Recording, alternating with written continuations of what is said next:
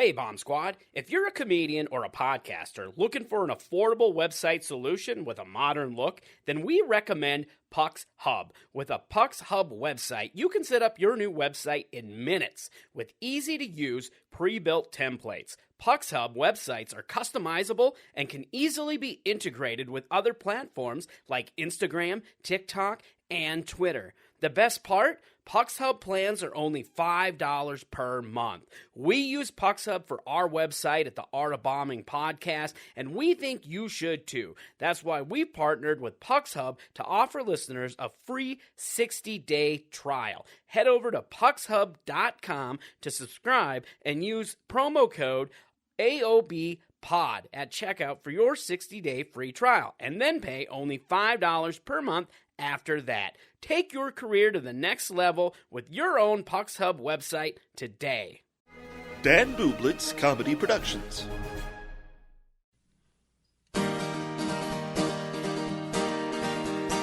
My friend Dan, he's got a podcast, 'cause all comics need a podcast, and nobody had a podcast called The Art of Bombing. So Dan went out and bought a tape deck. Who knows why he bought a tape deck? Podcasts don't get played on tape decks, but Dan is from the 80s. So hey there, all you funny jerks, come talk to Dan about your work. Tell him all about your worst times. It's The Art of Bombing.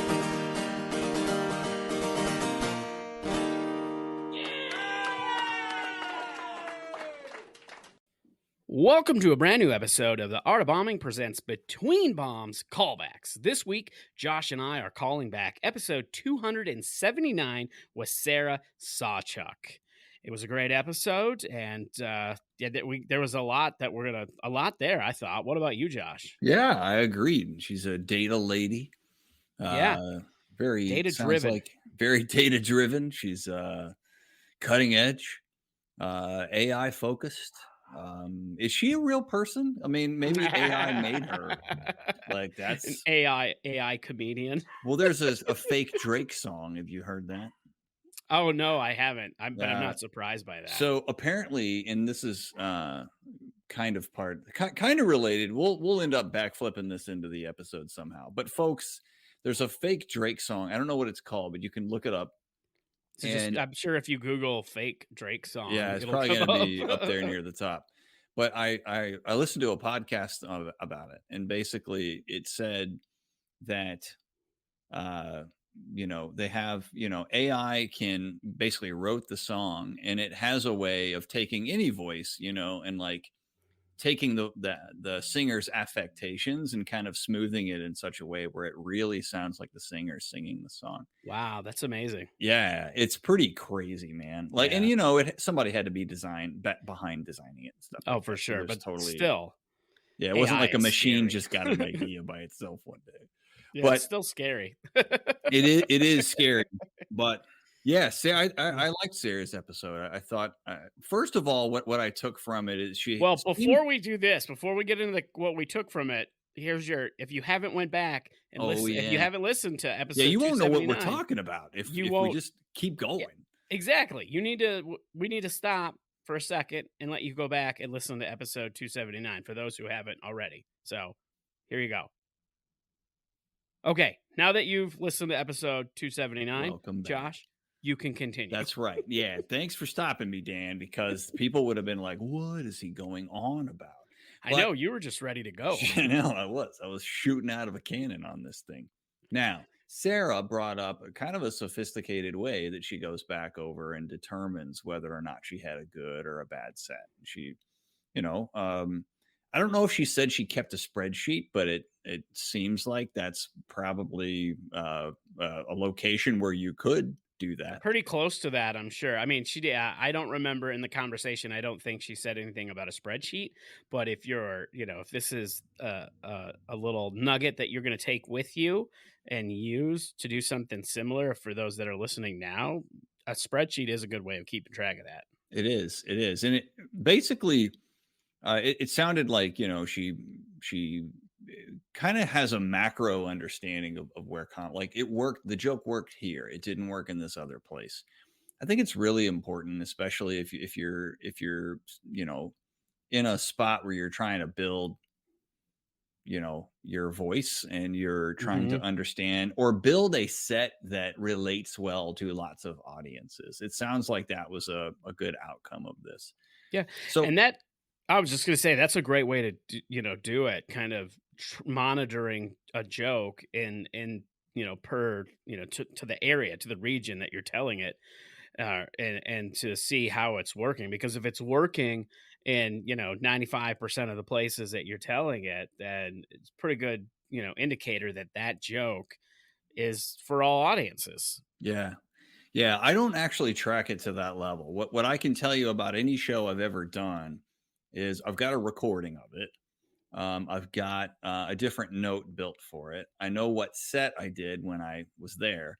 I know how long the set was, where I was, and some basics like that. It sounds like, though, that you could take that to another level and say, here's how each joke did. And I've heard other comics on podcasts talk about actually rating each joke, but I give it a 1 or 2 or a 3, right? And I kind of Yep. go back and listen to it, and then I track how the joke did.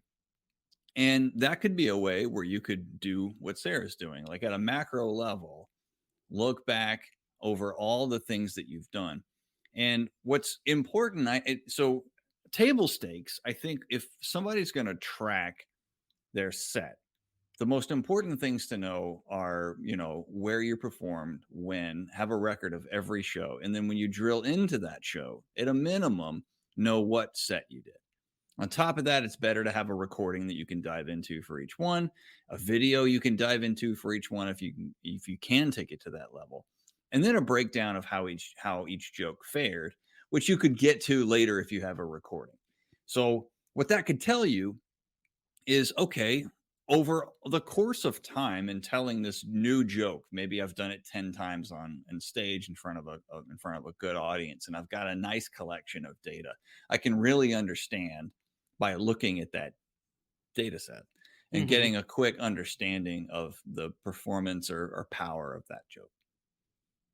So if you were going to look at, obviously you got to take into consideration, where you told it, what time the show was, and that, kind of standard data of the set. But what are some things that, if you were going to build a spreadsheet and things to monitor on a joke, what are like 2 to 3 things you would include on that spreadsheet? I know for me, I would maybe count the laughs Yeah, per minute of the joke, or sure. just kind of count the laughs, however long, or seconds, whatever, whatever unit of measure you want. But I would track the laughter of the joke, would be one of the things I think I would include in there. Right. Maybe some Right. data about The length of time the joke takes. the length of the time that that's the setup. That's another thing. How long was your setup compared to the punchline? And did it pay off? Because sometimes people do a really long setup and the payoff just isn't there for the lengthy setup. But Yeah. sometimes they have a long setup and the payoff is great. Yeah. And, I mean, I've got my 7, I've got my 5, I've got my 10, I've got my 15, my 20, my 30. Occasionally somebody's like, I need 14, I need 17. So knowing the length of time is good because you can go back and kind of, swap a few things in and out to arrive something close to that, Yep. So Oh, yeah. that's a piece that I'm thinking back to when I go back over my stuff, what I'm really looking for. And the biggest question I'm trying to answer is, does this joke work? Yep. Right. Like, I've got a new bit. I kind of think in my head that it's good, but then I take it out on the road somewhere and I've got a good crowd, and that joke for some reason doesn't hold up to the rest of the set. So now I kind of challenge my perception of the joke a bit and have to go Mm-hmm. back. So having a record, what I would most want to see is, over the course of time, I've done this joke 10 times. How did it do in those 10 times? And I might look at it, and if I'm rating everything on a scale of 1 to 5, 5 being the best, and I've got 2s and 3s and 1 5. Okay, maybe it wasn't as good as I thought, right? Yep. Maybe I need to workshop that, maybe move it into a different part of the set where I can continue working on it. Yeah. No, that makes sense. I mean, if I was going to build a spreadsheet, right now for people listening, if you want to take some notes and some things that if you wanted to start tracking your sets or your jokes with a spreadsheet, like Josh said, here's a few things that you can put in there. First, you want to know, the venue. I would include, if you really want to get some data tracking too, just so you know for future reference, you should maybe put who booked you or who the producer is. Have the date of the show, the time of the show. Maybe you have a set list. If you really want to drill down to how did each joke work within the set, you could, kind of break your spreadsheet up into sections to where you have room for each joke. And then you can do a rating set on, you can see how many laughs you got per minute overall. And then you can track, like, if you want to do a rating system of a 1 through 5, kind of score the joke on how you felt it worked based on, what the reaction was of the crowd. And then I would even have a section for notes too, where you can write some notes. Maybe you when you're listening back to your set, you can, you hear something you didn't hear from the stage. Maybe somebody was talking or there was a distraction of some sort, things like that might have impacted how the joke landed or was received. And then like Josh said too, if you can put a link to your audio recording or your video recording, the nice thing is if you use something like Google Drive, you have that space. And even if you decide to pay for extra space, because it's not very expensive, the Google Drive, to pay for extra space, but you pay for that extra space, you can upload your sets to the Google Drive and then put a link in your spreadsheet, or same with the audio file. So then you could build basically your own database of your sets and your videos and all that. And then over time, you can look at that data, and you can look at this joke. Like I said, if you told this joke 10 times, and it doesn't matter where you told it, you just told it 10 times, and you can kind of start seeing, oh, okay, so this is a really good joke. It's working 95% of the time, or, whatever it is. So you can really, really go at it if you want. If you're a huge nerd and want to use the spreadsheet method. Yeah. I mean, if I had more time, and when I say if I had more time, I mean, if I wasn't so lazy, but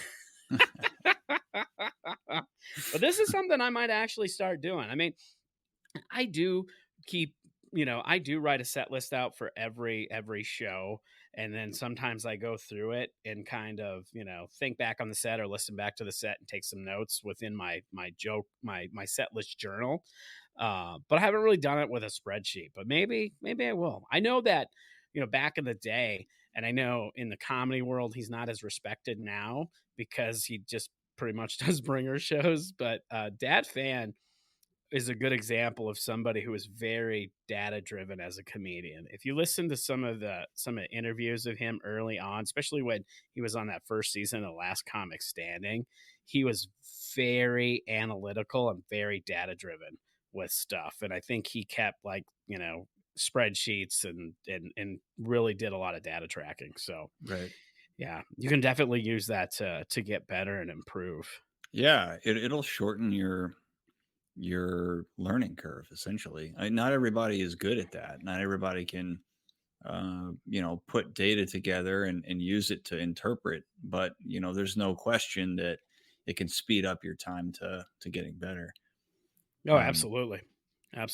Yeah. Well, and I think too with that, not only is, getting better, and we're talking about using data to kind of see how a joke is working. But another thing that you have to consider when, getting a joke to work is you have to believe in that joke. You have to believe in your own material.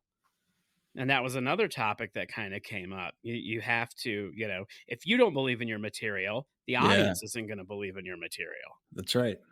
And that's data can build confidence and you're believing in it because you know it works over time. And I agree, Dan. Like sometimes I do material I'm not totally sold on, which is totally what happens at an open mic, right? Like you're working on site, you have no idea where it is right now, and you just kind of have to lay it out there, but it's not done. That's just one of those things that you kind of have to build your own confidence. Oh, you really do. Yeah, spot on.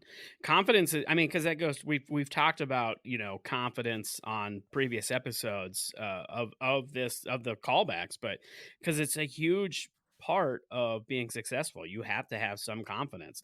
You have to have confidence in yourself. You have to have confidence in your abilities to perform, to write jokes, to tell those jokes, all those things.